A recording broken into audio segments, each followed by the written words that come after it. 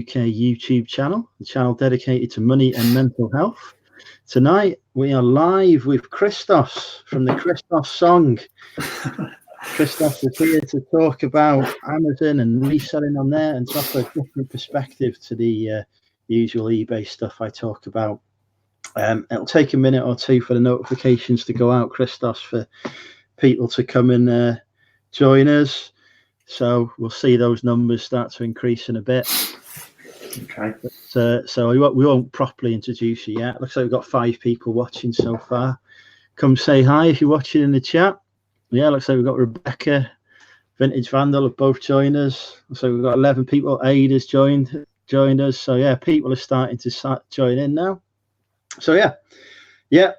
Okay, the chat's going crazy. So yeah, we're good. So I can't see the chat at the moment. How do I see it? Click on comments on the right hand side of the stream.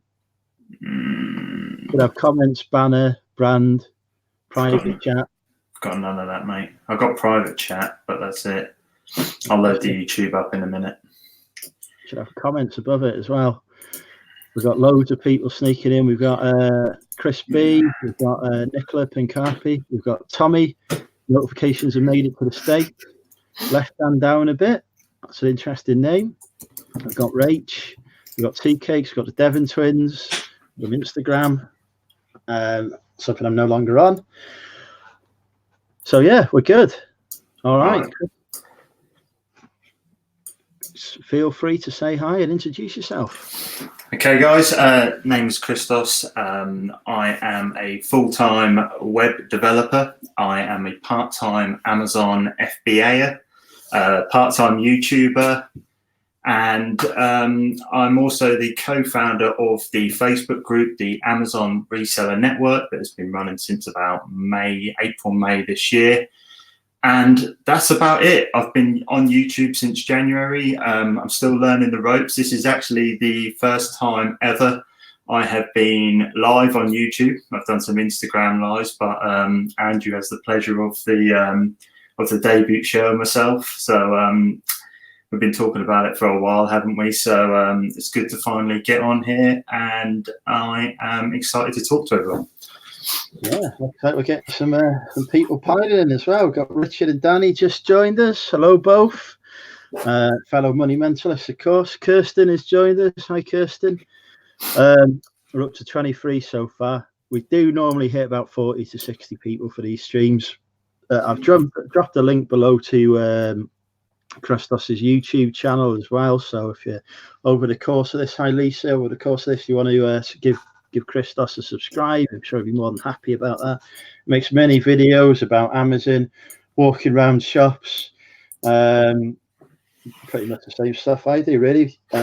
Some good how-to videos for Amazon as well, particularly useful for people who are new to sell on Amazon. Hi Vicky. Yeah, some good content there. He's also got some hilarious early videos he did that I was watching the other week. When you're new to YouTube, definitely start off watching those. Definitely don't start. I'd recommend fully working backwards, get the good stuff out of the way, and then you can just click off the bad stuff. But I've definitely improved as time's gone on. It's been like 7 or 8 years now I've been wanting to do a YouTube channel. I started off doing gaming channels and all that, and now I've found my thing. It's good to finally find your thing, but it's also good to look back at how you improve just talking on camera. I've not quite got to the point where I want to do public speaking yet. I don't know if you've done any yet, Andrew, but I do public speaking engagements, paid public speaking engagements occasionally. Wow. About mental health. Usually 2 or 3 times a year. Yeah. So yeah, I'm actually better at public speaking than I am speaking on YouTube, perversely. It's just practice, just like anything else, just what you're used to. I have to do rooms full of civil servants on a monthly basis. So I've got a question about that. When you go and do your public speaking, do you have like a plan? Do you rehearse the speech, or you just freestyle it? You know, I everything I do in life is winging it. Basically, there is no preparation involved in my life whatsoever. I turn up. I have a vague idea. I'll have a chat beforehand, like what points do you want to cover. Right, okay, and then I'll go for it. I get really annoyed if somebody tries to give me a PowerPoint or make me do a PowerPoint. I'm better walking up and down, speaking to the room, looking people in the eyes, engaging, not looking at a set of notes behind me or something like that. It don't work for me, that approach. Appreciate it does for other people, but it doesn't for me. Yeah, I've got this massive fear because at work around about a year or two ago, had to do this presentation, and I had the slides and everything. I had the little clicker, and I stood up. It was going well, and I was thinking, yeah, I'm doing this. I'm doing the public speaking thing, and then all of a sudden, the slides went to crap, and I got mixed up massively, and it just all fell on its ass basically. So yeah, that's I do need to get up and do some public speaking. I don't know how I can get involved, but it's on the list. YouTube was first, and now we'll do public speaking next. I'll do some speaking. Sometimes I do some free stuff for the local business network here in Wrexham. Right. Talks every so often, so I talk about e-commerce, reselling, eBay, stuff like that. Might be worth joining some of your local business groups and giving them some talks. Helps give you practice. They don't pay you. I do tell them. Well, they give me cups of tea and biscuits, basically. Cool. But I'm a cheap date. I found that out, mate, when you come to Ipswich. Yeah. See, 3 pints of them. 3 pints of them already there chatting with the ladies. Mind you, I did that.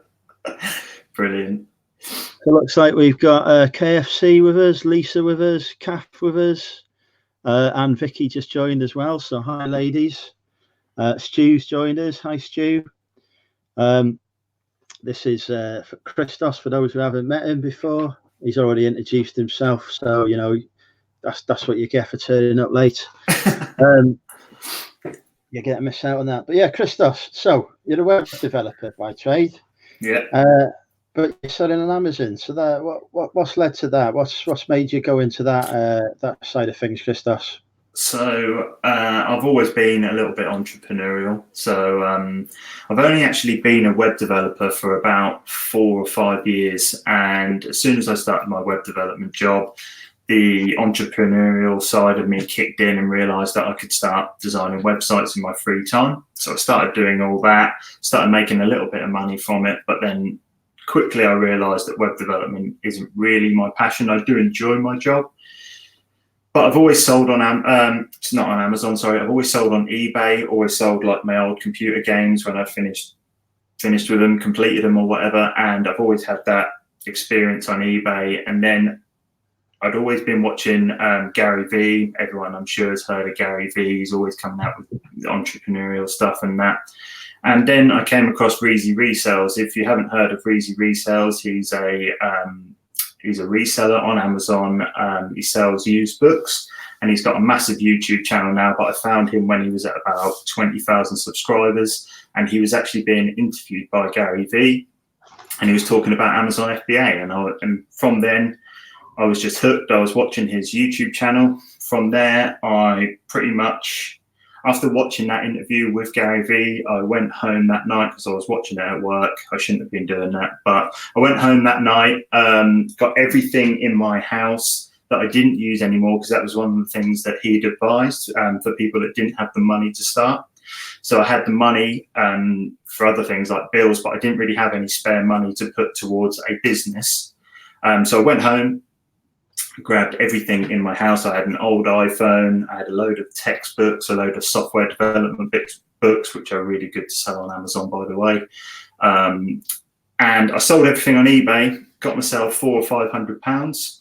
And then I just went from there, really. I just started learning learning where to source items from by watching videos like yourself. Obviously, Nick Hills, I've watched his videos, and just all of the videos across YouTube, just consuming as much content as I possibly could. And it's just taken off from there, really. The good thing about, obviously, having a job while doing reselling is I've been able to reinvest every single thing that I've made back into the business. I've not taken a penny out since I've been doing that, and that's been about just over a year now. I've been selling on Amazon, and that's just been really good, and it's just grown from strength to strength. So like I said, I started off just simply going into charity shops, selling used books. It's nice and cheap, high returns, and now I'm gradually moving on to obviously retail arbitrage, and now my main focus at the moment is online arbitrage using sourcing software sites and stuff like that. So that takes me to about where I am now. And then obviously at the same time, documenting the journey on YouTube. So with the YouTube channel, there's two parts to it. There's one part where I like to document my journey, which is the vlogging style of things. And then I have like the office-based educational videos, which I do, which is to try and help out other people as well. So just your common questions that you get with Amazon and stuff like that. But yeah, that's where I am at the moment, mate. Excellent. And what motivates you to keep going with it then? Because there must be hard times, there must be times, I know I've had it myself, you get dry spells. I'm talking, of course, about selling and not in the love life, which I'm sure is very undry. But you know, how do you keep going with it? How do you keep fighting that? Yeah, so just try to think of the best way to answer it, really. So yeah, big thing for me is I've always enjoyed helping people, and ever since I started the YouTube channel, even going back before then, I've been on social media and I've doing the whole social media thing for a couple of years now. I've always loved helping people, and I need to find a way that I can work that gives me more time to help people. And to me, selling on Amazon is that gateway. So the end goal for me is to potentially be full-time with Amazon FBA, which then will allow me to create more content for YouTube, help more people out, potentially in the future run courses, go ahead and coach people how to start Amazon, actually go and hold sessions in places and stuff like that. But the way I need to do that is I can't do that whilst I'm working 40 hours a week in a day job. And Amazon for me is the pathway to allow me to do that. And obviously I love selling on Amazon. So but that is what motivates me, is just to be able to live is freedom. Definitely. Do you find that you like working from home as well and having that environment to work in and get stuff sorted? Yeah, so like I'm very lucky again with my job. My job actually allows me to work from home, and I probably wouldn't be able to do as much as I do if I didn't have that freedom with my job. But yeah, being able to choose your work hours. Like for me, I'm a massive night person. I hate mornings. So you're the same, aren't you?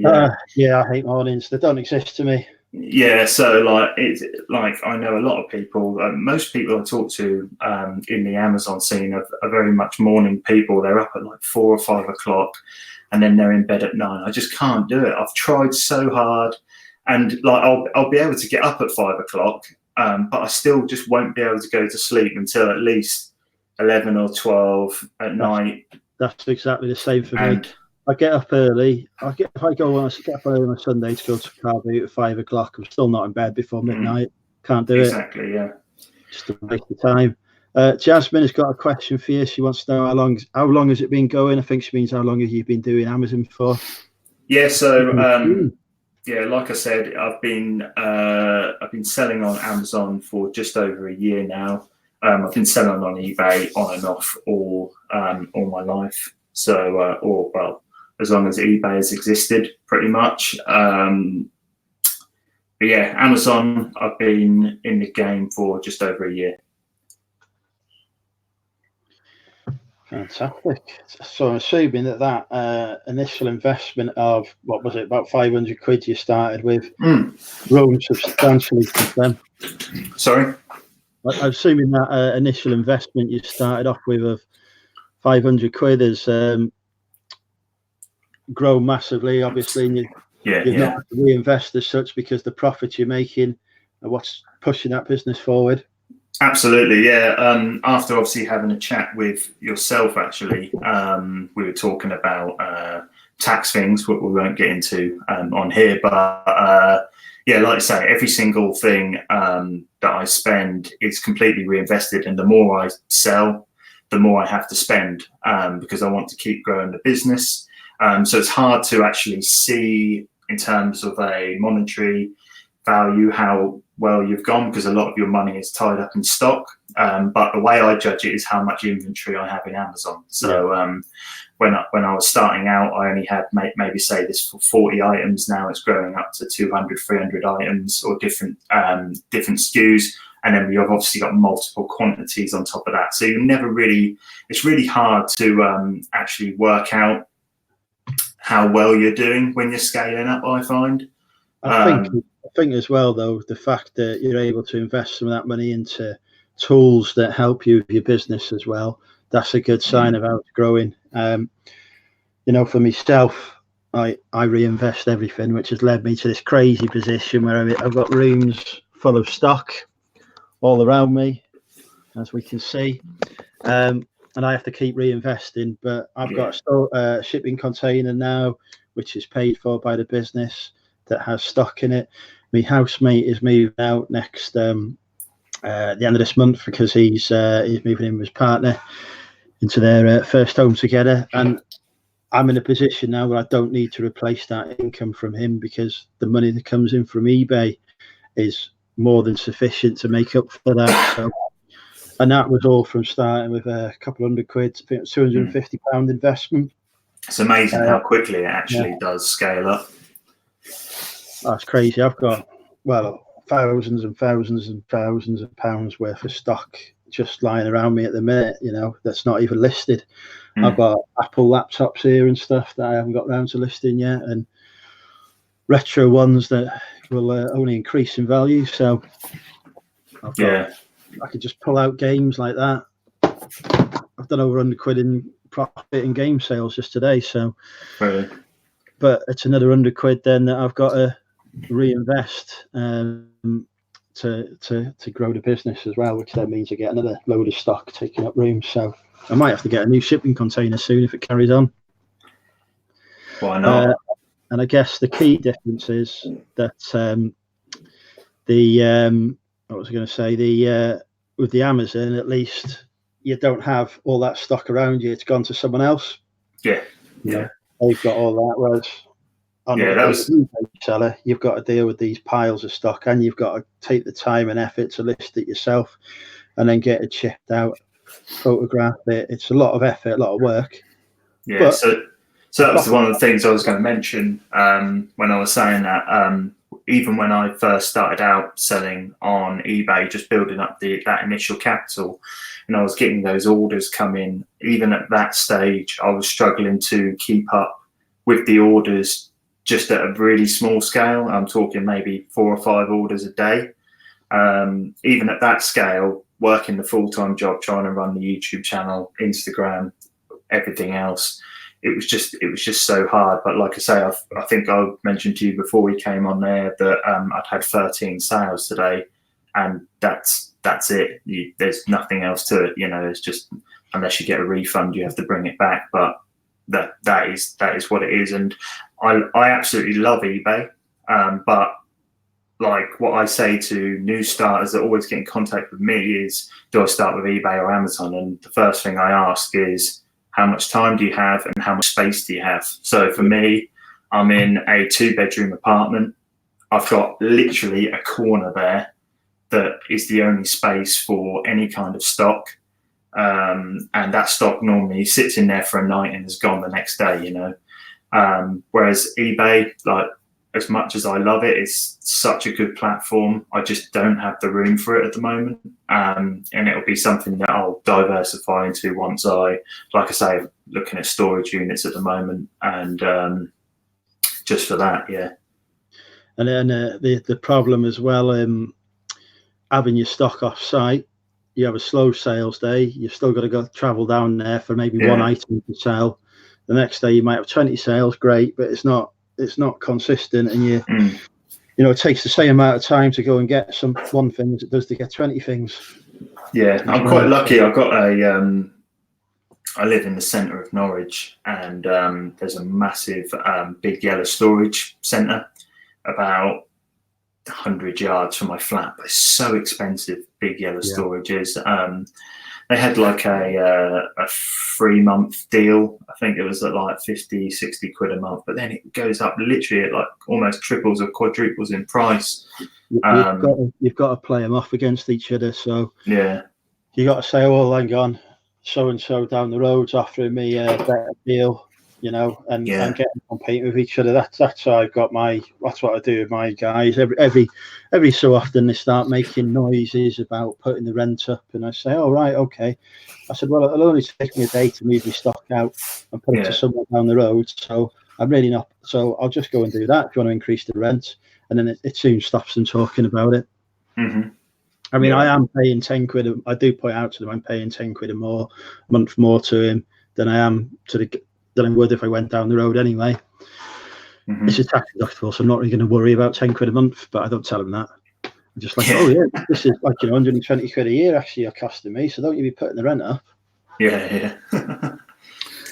So we got some questions coming in. So I'm just gonna go through them. Louise says my internet's gone poopy. How is the internet looking for everyone? Looks all right on my end, but looks okay from here, but don't know if it's any different on YouTube. Could be their end. That was a question to Richard. Rachel's gone off to Asda. She got motivated to buy some RA. With eBay, in order to scale, we have to avoid $20 and under items. Is not worth the time investment. I understand that the shipping costs in America are very high because here, shipping costs, they're consistent. If I send something to Scotland, it don't cost any more than it does if I send it to the house 2 doors down, which has happened before. Actually, they have orders from me. But obviously in the USA, they've got such a massive territory to cover. Shipping costs are mad, so totally different business model there. Here, sub $20 or £20 items, that's what we call bread and butter for us. Especially stuff we can put in a little jiffy bag like games. I say I've done 100 quid on games today, no problem. And they cost me total investment. I worked out earlier was £3.96 into 100 quid, so can't go mad about that. Pay £5, sell for 16. Happy days, isn't it? Exactly. There's a question here for you, Christos. I'll put it on the screen. Do you FBA multiple areas of stock, or do you have one you stick to? So I'm guessing you're talking about categories.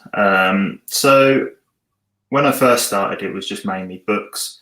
I was just focusing on learning the basics of Amazon, how it works. But Amazon does work completely different to eBay. So Amazon is really based on data. So a lot of my sourcing decisions is now based on data.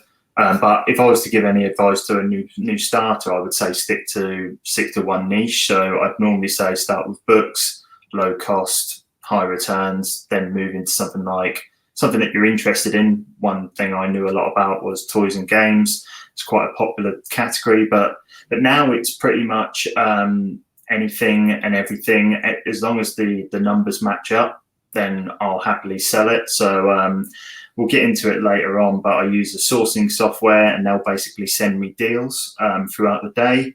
And these could be any categories. It could be toys and games, health and beauty, books. It could be anything. And the way that I determine whether I buy it is through, I've got a checklist of different data points that I check. Like with Amazon, you can see the price history of an item. You can see how often it's selling, how many people are selling it, is Amazon selling it?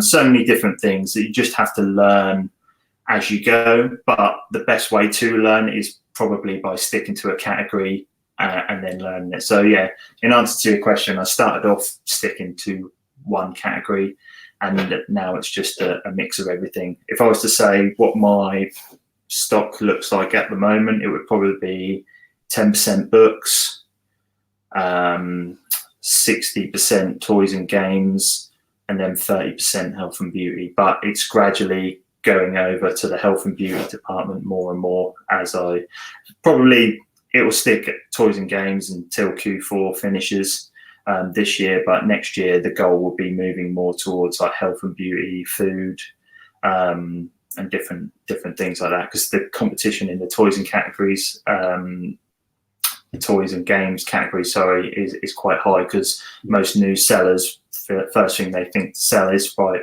what I'm going to do is I'm going to look on Argos, or I'm going to go to B&M, and I'm going to look at reduced toys. So you get a lot of competition in that category. It's funny you should mention health and beauty, because I just noticed that eBay have offered me 2% final value fees on health and beauty, so they're obviously going for Amazon on that category at the minute. I do sell in the health and beauty category myself, particularly menopause pills. If anybody wants to buy some, hit up the Money Mental Emporium. I've got loads of menopause pills that I'm going to be relisting again in a bit, now that my rivals have all sold out. I'm going to be pushing the prices up on those, so get in there quick before I relist them for more money. 2% final value fee on that is good for me, because that saves you some money. I will be starting my Amazon journey soon, and I'm going to be doing exactly what you're talking about there, Christos. I'll probably start off with the books and the toys and games and gradually build up. The advantage, of course, I've got for me is I've already got an established eBay business. So for me, I'll buy stuff. If it's got a decent rank on Amazon, I send it there. Otherwise, I sell it on Amazon, not Amazon, eBay. So yeah, I've got the choice of platforms to put stuff on, really. I think there's a question here from Ian for you. I'll put it on screen. He says, question for Christos. Would you say that to start Amazon, you need to do it before Q4? I will also be starting in books. I would personally say yes, and it's nothing to do with the amount of sales that you'll make. It's to do with Amazon do restrict people sending in to FBA in Q4. The reason they do that is obviously because the turnaround is they're going to be so busy, and they don't want new sellers sending stock into Amazon and wasting time if they're making mistakes and stuff. So I personally would start before Q4, but you can start during Q4 or after. It all depends on how much time you've got. But if you can, start sending stuff in as soon as you can, because they do restrict new sellers sending in during their busy times. So I remember last year even there was restrictions on my account about FBA, what you could send in. They definitely do. So obviously you have merchant fulfilled, and then FBA. I'm pretty sure on 90% of the toys category, you can only send in via FBA during Christmas time, simply because obviously if someone orders a product on the 19th of December, they need to get it before Christmas. So answer to your question, if you can, I would, yeah. I'll be starting my own journey next month, August. I'm hitting Amazon. I've got a challenge with Louise, KFC reselling. I still think KFC sounds better, but we'll not go into that again. Yeah, I'll bring something up with you now, actually. I've been asking Louise for the last 2 or 3 weeks, almost daily, what does KLC stand for? Can you tell me? Keora Louise Clothing. There we go. Appreciate that, mate. Yeah. Keora is something to do with Dragon Ball Z or something, I believe. The two characters. The Keora bit is a merge of the two names. She has explained it to me, but I don't think I was listening properly at the time. Okay. We had another question as well, which here we go, from DMH Products. Do you go with the price or the sales rank? Both. It all depends on your business model. This is something I say a lot in my YouTube videos. If you're starting out and you're wanting to build up fast, then you obviously want to go for good sales ranks and good profits. So I'll probably say, obviously if you're looking at books, I look to make at least £10 on a book. If you're buying a book for £1, you want to be making at least £10 on that book. But then if I'm buying, this is when I'm starting out, if I'm spending £5 on a toy, I'm looking to double my money. But now it's more around 50% return on my investment. And then with online arbitrage, I'm looking even lower than that because you can't obviously get the clearance deals that you can get in retail arbitrage. But answer to your question, both, you have to learn. There's things you have to learn. So when you scan a product on Amazon, it might come up saying that it's £49.99 and you're sourcing that product for a tenner, and that might look all great.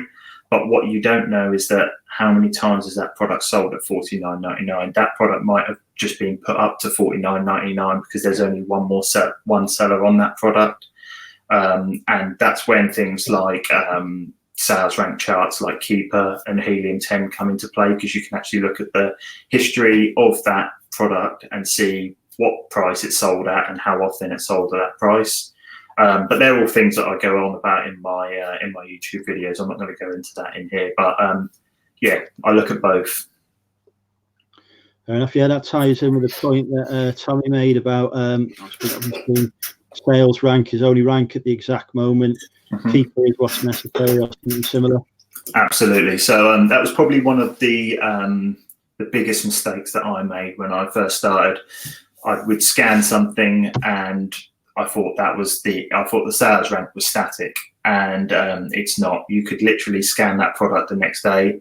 For instance, I purchased a line of toys from B&M a couple months back, and I actually purchased them at 600,000 sales ranking toys, which, if you were to look at that, that is a very, very high, or it is high, yeah, sales rank, and you would expect that to be really slow moving. But honestly, if one of those products sell, that sales rank will drop to like 80,000. That's how, and that's within a day. So the best way always is to use a website like Keeper. Keeper is actually a paid service now, but Helium 10 is a free Chrome plugin that you can use, and you'll be able to check the sales rank. The historical sales rank. But yeah, the main thing to know about sales rank is that it is not static. It changes. I think it changes, to the best of my knowledge, every maybe 15 minutes, or it's definitely every hour. Fair enough. It sounds like there's a lot more metrics and maths involved to it than there on eBay. There is a lot of research you can do. There's data you can check. You can use TerraPeak, which is free for business accounts, to have a look how well something's been performing, what's been selling for over a year. But honestly, 99 times out of 100, I don't bother doing it. I don't need to.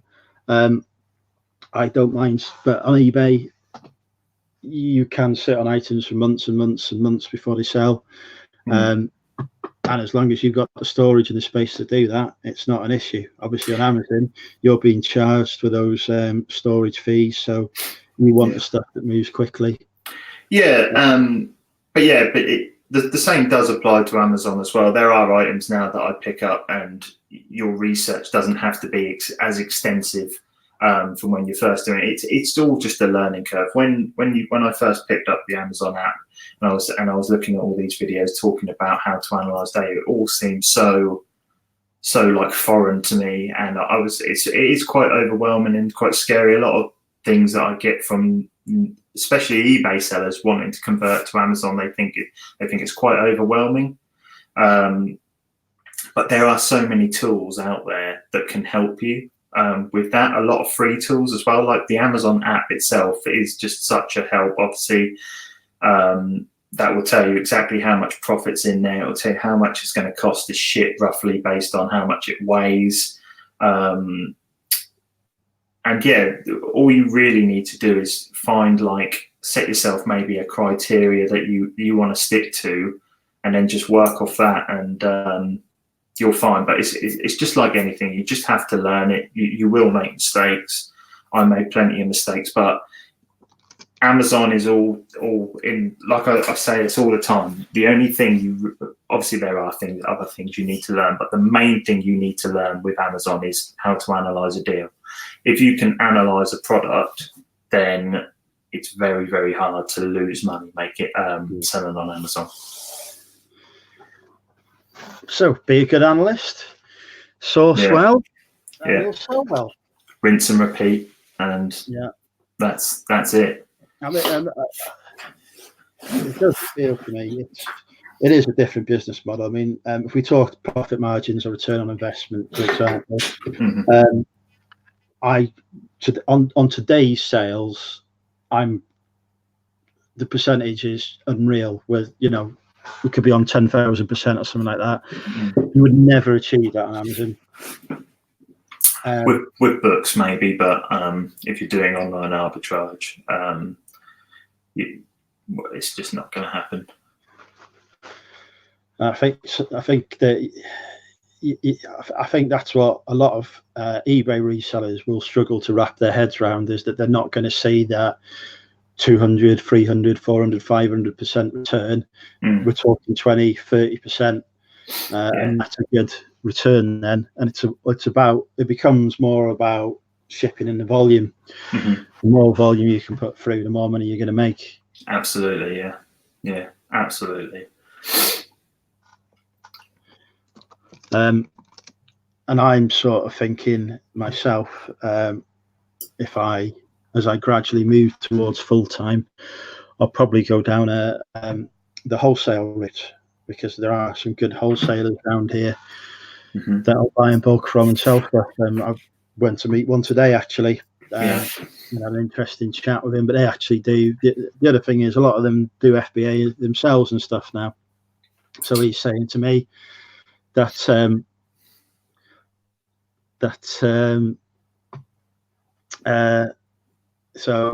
he's like, he'll sell stuff, but it's the stuff that he can't send into Amazon himself. So I'm like, well, for me that's okay, because I can put it on eBay. Maybe not. I've heard that a few times lately. But he's like, he don't want to sell to other Amazon competitors, basically. But that seems to be, from all the people that I speak to in the Amazon community, that seems to be like the pathway is they'll start off with books, they'll move to RA, retail arbitrage, and then they'll move to online arbitrage, and then they'll start outsourcing certain parts of their business. And then the end goal is always either wholesale or private label. But obviously with wholesale and private label, you need a lot more capital to start than retail arbitrage. Cool. We've just hit over 40. I'm pleased with that. 40 viewers. George Ross has just joined us. Hi, George. George says he can see me clearly. I've got a new webcam. It's kindly gifted to me. I'm on a Logitech C922 now, which is ace, and I've got light as well, which was given to me. Louise is having a go at us for not remembering her name. I remembered it. I said what it was, and I explained where it's from in intimate detail. I was never told. I was just asking a sensible question, and she wouldn't tell me for 2 or 3 weeks. So I knew there was one place to go to, and I thought I'd wait for this opportunity on live to expose it to everyone. I did warn her. You're not saying you want to expose Louise online to everyone? Did I hear that right? I'm not sure. I might have broken up a bit then. Lighting's so good, you could become an MUA. I don't even know what that is. So yeah. Anyway, what are your plans for the future then? I know we briefly touched on it, but let's hear the Christos 5-step vision. Oh God. Are you going to be Gary V? Is that the plan? No. I don't want to be Gary V. I love Gary V. He motivates me. Definitely has helped me get started. But I don't want to be the Mr. Motivator. I do want to help people, but not in the way that he does it. My plan really, from a 50,000 feet standpoint, is I want to be able to be full-time with Amazon, and I want to be able to use Amazon as my job.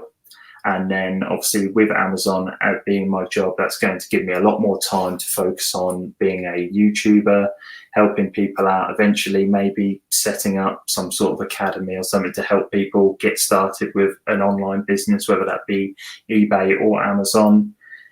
but yeah, I just want to have more freedom. I'm not even too bothered about becoming a six-figure seller, being a millionaire. All I want is to be able to have freedom. And I know that Amazon and eBay will be my ticket to be able to give myself a little bit more time to focus on helping people out via YouTube.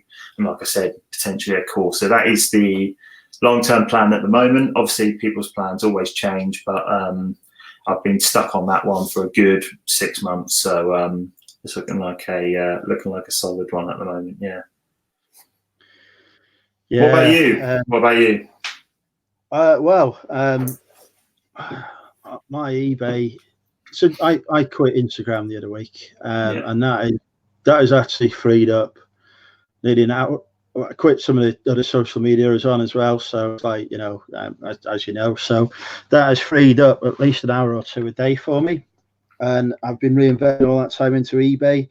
And so now my sales, I'm now getting a full-time income from eBay this month, which, and that's even though I'm still only giving it about 20 hours a week at most. So that's really showed me that the more time I spend on it, the more money I can make. And it's pushing me towards, do I come to a point soon where I actually say, right, I want to do this full time. So I talked before about wanting to go full time, but only when I've got enough cash behind me. Yeah. So I'm now at the stage where I'm thinking, do I carry on reinvesting everything into the business as I do at the minute, or do I actually start pulling some of that cash out, putting it into savings and building up that float to support me while I go full time? So I've got that decision point at the minute, because my plan originally had just been to wait to get made redundant from work, but that doesn't look like that's going to happen this year. Next financial year might be different, but definitely not this financial year. So I'm at a bit of a crossroads at the minute. I'm still reinvesting. I've got to take some money out of eBay at the end of this month, but put it into Amazon. So I'll be starting off with 500 quid next month for Amazon, and I'll try and keep pumping in some money into that and getting that off the ground. And then I'll probably, when we hit the new tax year, then make a decision about whether to start taking money out or whether to carry on reinvesting. So I don't know on that front now. It's an interesting position to be in. But I'm also changing the way I'm sourcing as well, because I went sourcing today and it's getting harder and harder, I think, to source from charity shops and stuff for eBay at the minute. The RA is still good. I can still pick up some good RA stuff. Hey James, how are you? But if I wasn't doing the RA, if I just went off what I picked up off the charity shops today, I'd never be getting enough stock to support myself. So which is why I'm sort of making those contacts with people who've got steady supplies of goods that they can share with me as well. So there's a few things to think about in that regard, really. But in the meantime, we tap piles grow up. I get more and more stuff. There's still auctions and other opportunities that I haven't explored as well. So I'm going to try going along to some of those, possibly September, October time, once I've got the Amazon off the ground, and keep on learning, keep on building the business. I'm entering the vintage electronics game as well. So there's new opportunities out there. I've just got to work out which ones are best. And then if I start making really good money out of it, Project Warehouse will come on the way. Yeah. Are you planning on kind of smashing through that VAT barrier, or do you always want to just stay just below it? Because to be honest, to keep me in the lifestyle I'm accustomed to, I'd have to smash through it. Yeah. So one thing to note about Amazon is obviously with Amazon the margins are lower, but your turnover obviously stays the same. You'll be getting closer towards that VAT bracket when you haven't made as much money, if you know what I'm trying to say. So if your margin's at 30%, let's say, you'll be hitting that VAT bracket and you'll only be making, let's say, 25,000 a year profit, and you're already at that VAT bracket. Whereas obviously with eBay, with the higher return on investments, you you can obviously probably make a full-time living and still stay under that VAT barrier, which is a nice thing about eBay. So, but my plan is to go straight through it. I wanna smash through it, but yeah. Well, when we've got 1 million subscribers on YouTube each, we'll be going through it anyway. So may as well just prepare for it. But yeah, it is a definite consideration, which again is why I'm sort of, when sourcing for Amazon, it's going to be, the stuff that there's always going to be that bit in the head. Well, don't send in too much because you'll end up smashing through a barrier here that you don't want to go through. Yeah. Because what's my eBay at the minute? It's, if I carried on at the current rate on eBay, I'll be under it. But adding in Amazon as well for a full year, what I was doing now with the sort of stuff I'd be looking to do on Amazon, I'd probably be going through it. So yeah, we shall see. Yeah. I think one thing to mention as well, which I was thinking about when you were telling me your plans, is that one thing I've found ever since starting Amazon and just starting a side business in general is that I used to be really worried. I think it was when you were mentioning about becoming redundant.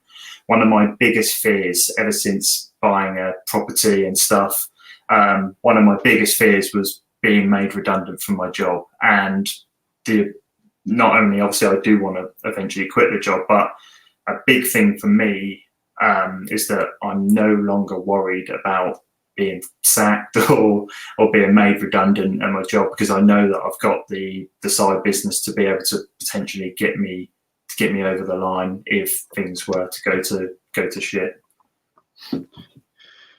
Yeah, the mortgage is definitely a worry. That's 600 quid a month for me, and it's fixed for the next 4 years. So that won't change. But that's why it's build the business to sufficient capacity to support, really. That's the trick. And I know I've got a room downstairs I can rent out, and if I have to rent out this room I'm currently in as well, the options are there to cover it. So it's a worry, but I'm working full time at the minute anyway, and then doing this. So I think the key is just to diversify as much as you can. If you can find an income stream from anything, even if it's 50 to 100 quid a month, just go for it, because just to diversify as much as you can. That's why I'm so desperate just to get involved with eBay, because I was talking about that scare that I had yesterday. I will share it on my YouTube channel over the next coming weeks, but just having that one scare yesterday just made me think, God, if I was to lose Amazon potentially, I'm just back to my job, so just diversify as much as you can, definitely.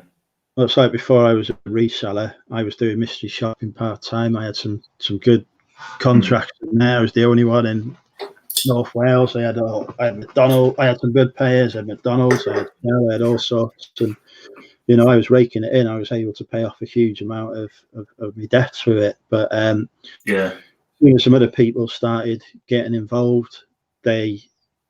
Money that was being paid out got less.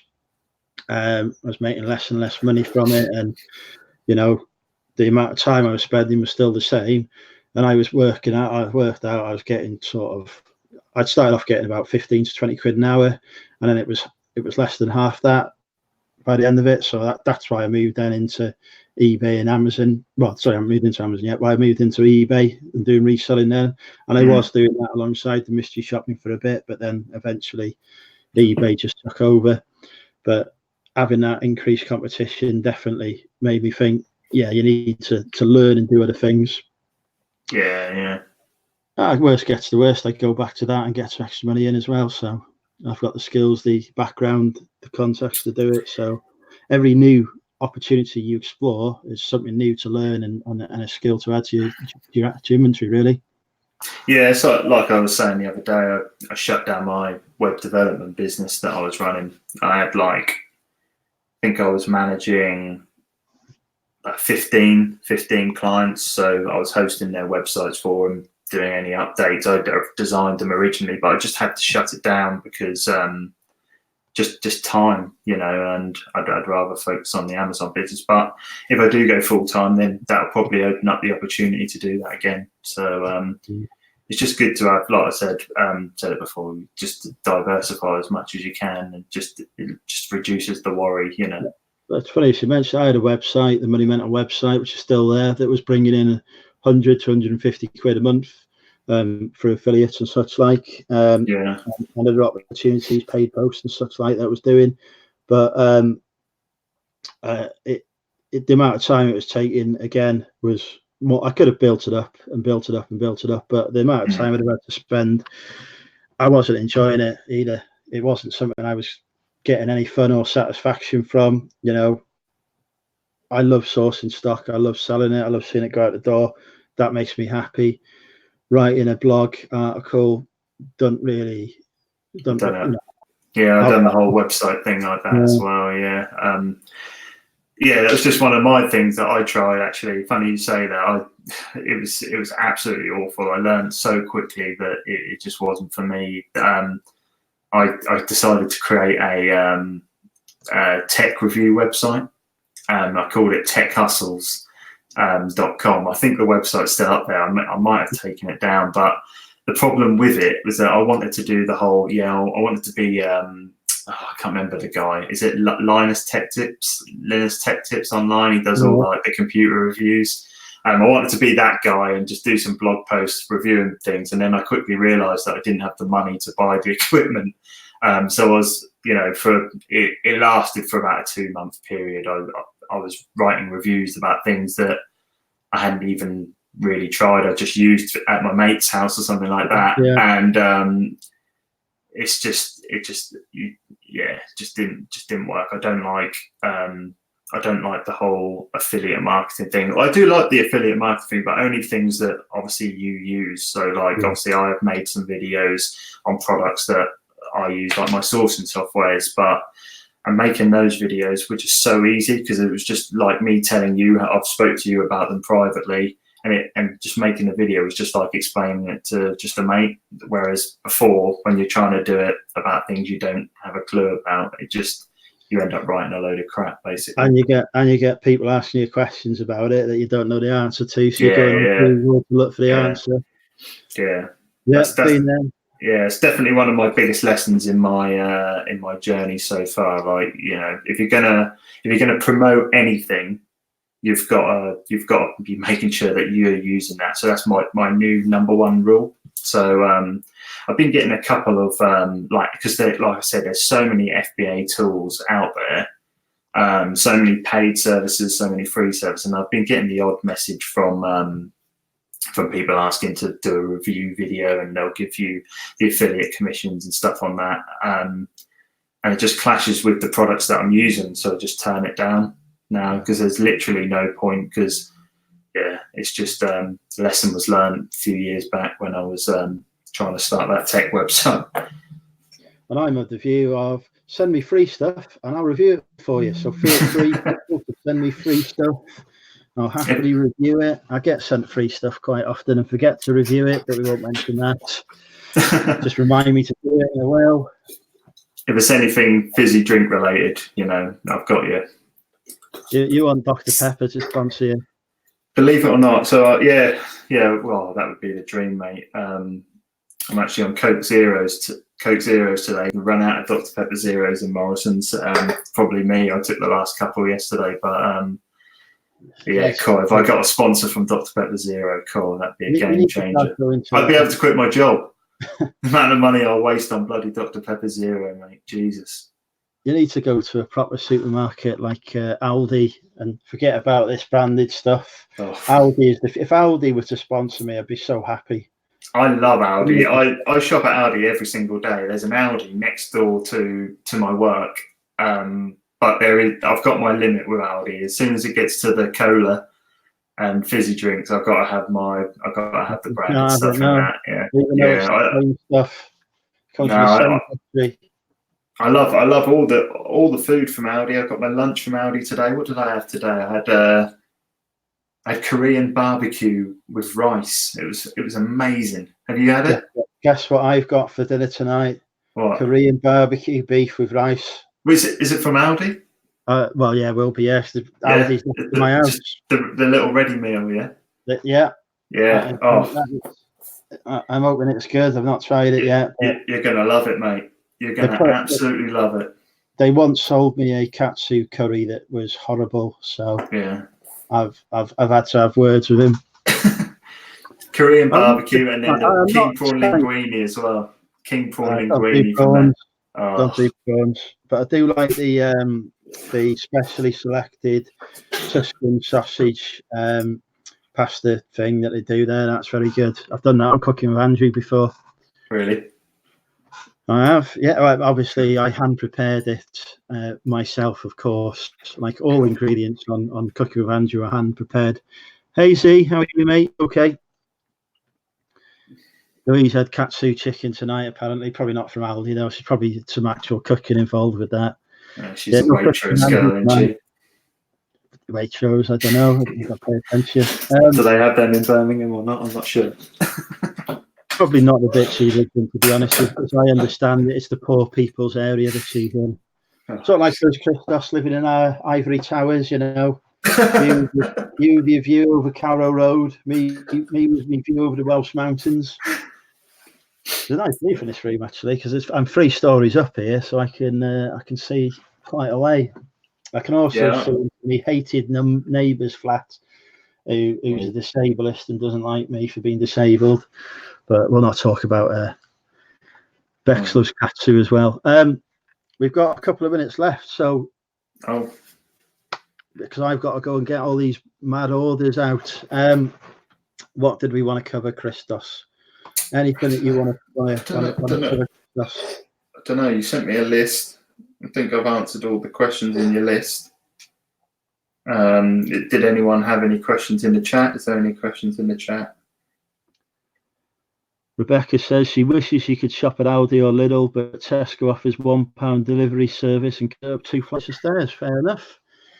They won't carry it up my stairs for it. My kitchen's on the 1st floor, but they won't take it up to the 1st floor for me. They just drop it at the door. So I can walk like 2 minutes to give me an Aldi and Morrison's. So yeah, I'm literally people say I'm in RA dreamland. So looking this way, there's a B&M 100 meters. There's a Morrison's, which isn't very good for RA, but it's obviously good for food shopping. 300 meters. There's a Nike factory store, 200 meters, and then literally my next door neighbor is a Boots.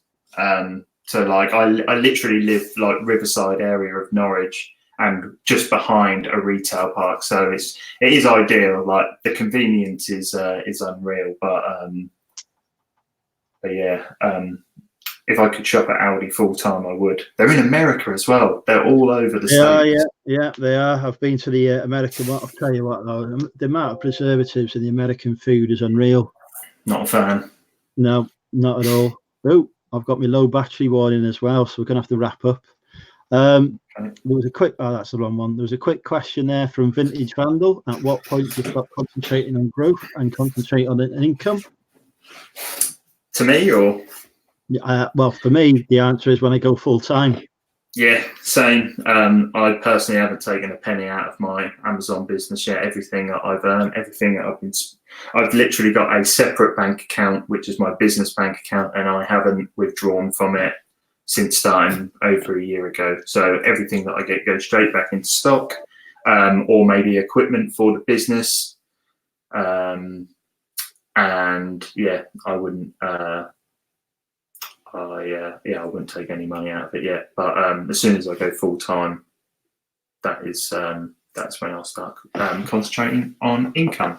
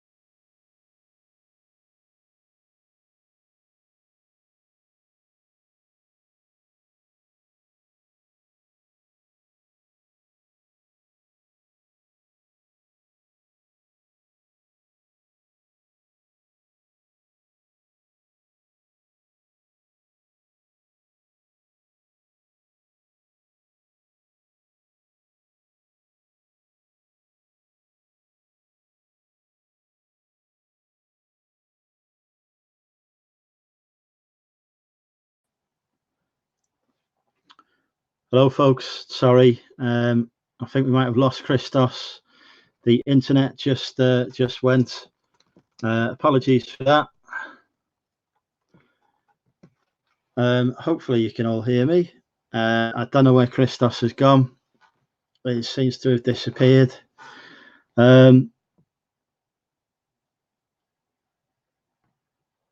Anyway, yeah, I don't know if people are still there or not. If you're still there, say hello. It feels weird now not having Christos on talking. Yeah.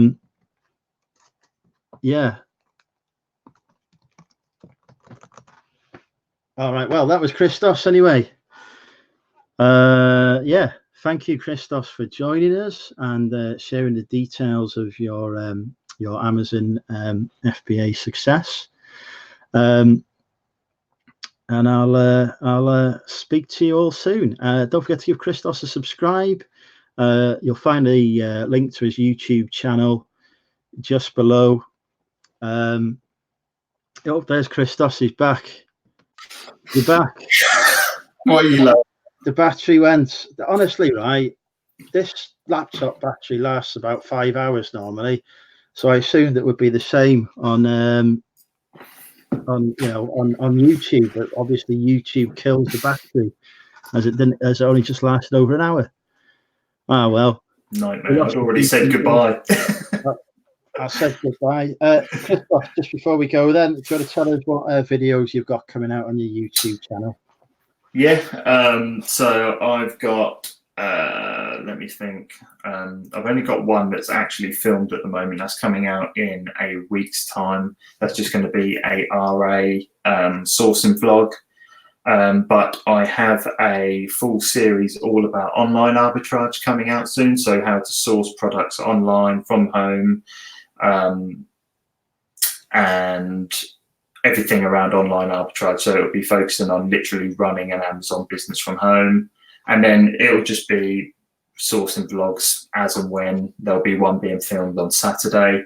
But yeah, I've got good, I normally try and release one sourcing vlog and one like more serious vlog where I'm sat here talking, trying to be all serious a week. So that's what I've got coming. Excellent. All right, so hit the subscribe button for Christos. Join Christos's Facebook group as well if you're interested in all things Amazon. It's called the Amazon Reseller Network, I believe. Yes. We'll type that into Google because there wasn't enough space for me to put a link below. I will go back and edit and put the link into that at a later point, but I've got to get off to the post office and get some orders shipped. Thank you, Christos. I think you've done brilliantly on your first live. Yeah, I was a little bit nervous, but we got there, didn't we?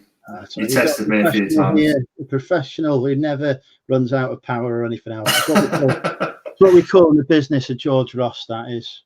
Yeah. He never charges his laptop either. All right, folks, thanks everyone for joining. You've been watching me, Money Mental UK, and Christos. And goodbye. See you later, everyone. Got